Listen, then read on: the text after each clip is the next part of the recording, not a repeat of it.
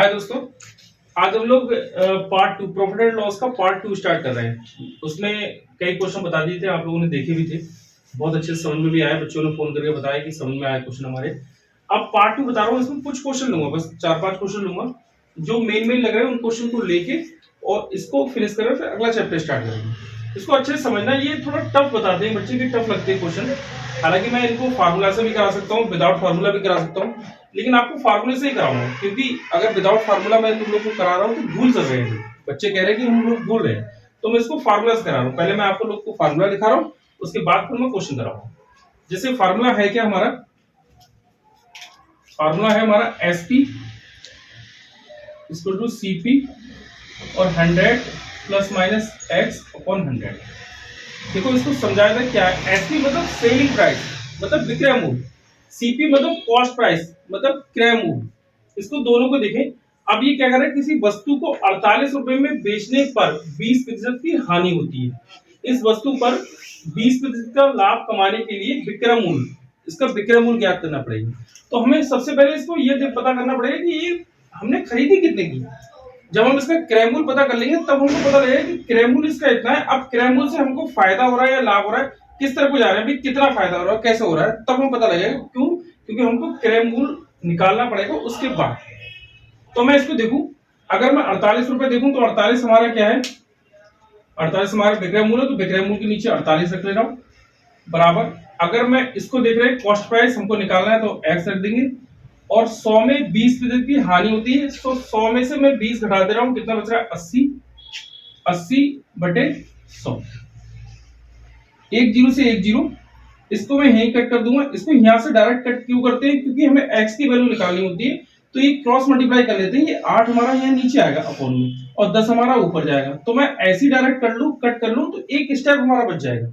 तो मैं इसको कट करूं तो 8 6 48, और यहाँ पर कुछ नहीं है तो 1, तो इसकी क्रॉस मल्टीप्लाई कर दूं तो 6 कम 6 और एक जीरो लगा देंगे, मतलब 60 रुपए।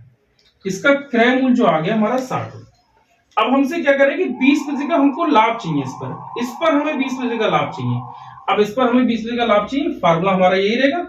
और हमें क्या निकालना है, फिर विक्रय मूल्य निकालना है। तो एसपी हम यहाँ रख देंगे, और 60 रुपए हम देखेंगे, 60 ये, और 20% का हमको लाभ चाहिए। तो 100 में, ये 100 है, 100 में हम 20 प्लस कर लेंगे, तो कितना हो जाएगा 120। ब्रैकेट के बाहर मैं मल्टीप्लाई का साइन लगा दे रहा हूँ, यहाँ पे मल्टीप्लाई का साइन। 100 में मैं प्लस, 100 में 20 प्लस कर लूंगा तो 120 और बटे 100। एक जीरो से एक जीरो, एक जीरो से एक जीरो, 12 पंजे 60, 12 छह 72, 72 रुपए। इसका मतलब क्या है कि मैं अगर इसको 72 रुपए में बेचूं तब मुझे 20% का लाभ होगा। 60 रुपए की चीज मैं इसको 72 रुपए में बेचूंगा तब मुझे 20% का लाभ। ठीक है, अब हम लोग दूसरा क्वेश्चन देख रहे हैं। क्या है क्वेश्चन है, किसी वस्तु का विक्रय मूल्य इसके क्रय मूल्य का 4/3 गुना है तो लाभ प्रतिशत। ये कह रहे हैं कि 4/3 गुना है। अब 4/3 गुना है क्या है, हमसे कहा गया किसी वस्तु का विक्रय मूल्य इसके क्रय मूल्य का 4/3 गुना है तो लाभ प्रतिशत। इसका मतलब क्या है, हमें लाभ हुआ है। लाभ हुआ है, मैं तो नीचे वाली चीज को मान ले रहा हूँ क्रय मूल्य। नीचे वाली चीज को हम क्या मान रहे हैं, क्रय मूल्य मान ले रहे हैं। इसको मान ले रहे हैं क्रय मूल्य, मतलब सीपी कॉस्ट प्राइस, और इसको मान ले रहे हैं विक्रय मूल्य सेलिंग प्राइस। मतलब 3 रुपए की चीज थी, मैंने 4 रुपए की बेच दी, तो कितना रुपए लाभ हुआ मुझको, 1 रुपए लाभ हुआ।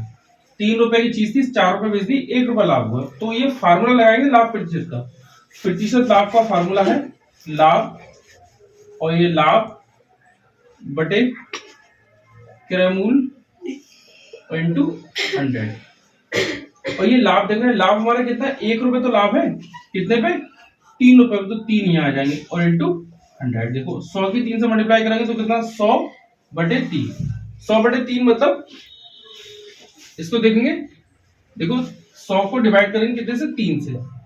देखो 3 तिया 9, कितना आया 1, और ये 0, फिर 3 तिया 9, कितना आया 1। इसका मतलब ये क्या है कि 3 तो हमारा नीचे, तो नीचे रहेगा, ये रिमाइंडर ऊपर, और 33 में कितना प्रतिशत। ठीक है, अब हमारा ये क्वेश्चन है, इस क्वेश्चन को देख रहे हैं। किसी घड़ी को क्रमशः 4% तथा 6% लाभ पर बेचने पर प्राप्त लाभों का अंतर ₹12 है। इस घड़ी का क्रय मूल्य है। इस घड़ी का हमको क्रय मूल्य बताना है कि इसका क्रय मूल्य क्या है। तो देखो अगर मैं इसका क्रय मूल्य मान लूं अपनी तरफ से कि इसका क्रय मूल्य 100 रुपए है, मैंने माना इसका क्रय मूल्य कितना है 100 रुपए, ठीक है। अब कह रहे हैं घड़ी को 4% के लाभ पर, अब मैं 4% निकालू तो 100 का 4%, तो 100 गुणा 4%, प्रतिशत का साइन हटा के नीचे 100 कर दूंगा, इसको ये 100 का 4% कितना आ गया 4, तो 100 में 4 जोड़ लूंगा कितना आ जाएगा 104, 100 प्लस 4 मतलब 104, तो ये कर दूंगा 104, और ऐसे ही मैं 100 में देखूंगा 6% निकालूंगा तो कितना आ जाएगा 106। अब इन दोनों का लाभों का अंतर, इन दोनों के लाभों का अंतर देखो 4 और 6, यहाँ लाभों का अंतर कितना आ रहा है 2 रुपए, और ये कह रहे हैं अंतर कितना 12, देखें 12 कितना है 6, 12 को डिवाइड करेंगे 2 से तो 6 आए। अब मैं 6 से मल्टीप्लाई कर दूं इसकी किसकी, जिसको माना था, क्योंकि ये रियल में थोड़ा, ये तो मैंने मान के करा था, तो इसको मैं मल्टीप्लाई कर दूंगा 6 से, तो कितना आ जाएगा 600 रुपए, तो हमारा क्रय मूल्य कितना आ जाएगा 600 रुपए। इसी तरीके से इस क्वेश्चन को करो तो इजी तरीके से हो जाएगा, अदरवाइज किसी और तरीके से अगर क्वेश्चन करोगे तो बड़ा लेंथी क्वेश्चन जाएगा। अब इसके सेकंड पार्ट में मुझे जो क्वेश्चन टफ लग रहे थे, जो बच्चों ने बताए थे, वो मैंने बना के दे दिया आपको। अब इसको अच्छे से देख लेना, ना आए तो इसको बार बार करके देखना और अच्छे से समझ में आ जाएगा। अब वीडियो अगर तुमको अच्छी लगती हो तो लाइक और सब्सक्राइब कर देना। नेक्स्ट चैप्टर देखने की कौन सा चैप्टर होगा, अब नेक्स्ट डे पे हम नेक्स्ट चैप्टर लेके आएंगे। Okay, thank you.